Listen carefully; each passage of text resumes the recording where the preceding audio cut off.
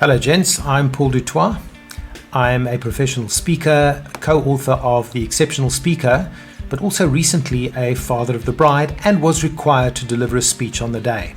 Well, I can tell you, I found it pretty nerve-wracking, so I can imagine that you would too. So I thought I'd put together some tips, some things to avoid, and also what to say on the day. So here goes.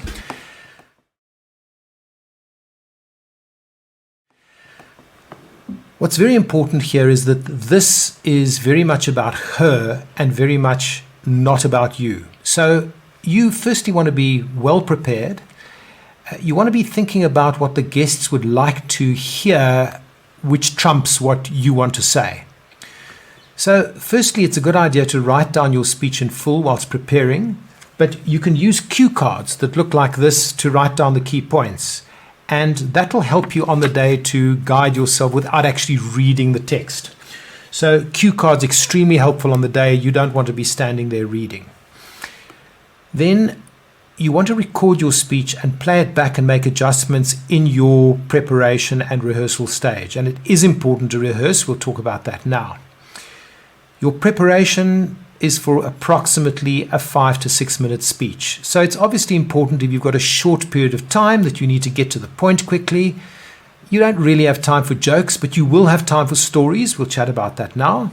And then you want to practice your speech many times so that you actually get it right.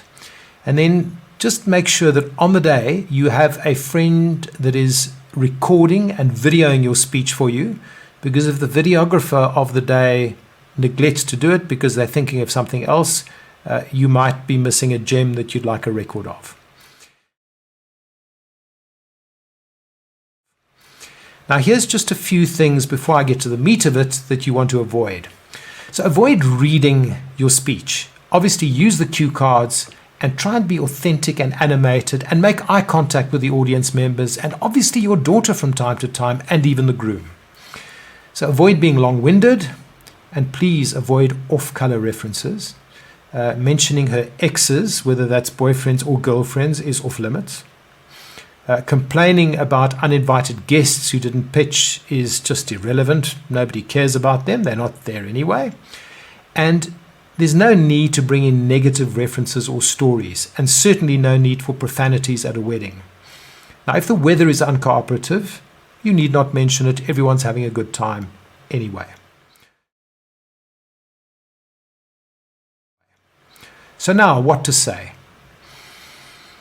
You may feel it necessary to mention the weather, the arrangements, and the venue, but you can actually get through that in about 7 to 8 seconds by putting them all into one sentence.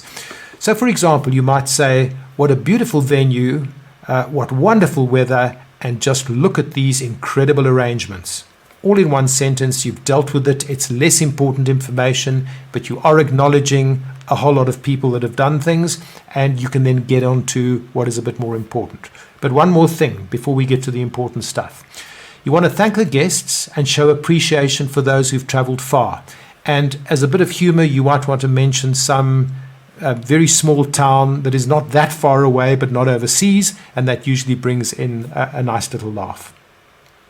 Remember, you don't have to be funny, but the odd witty comment every now and then is always appreciated. Now you get to the important stuff.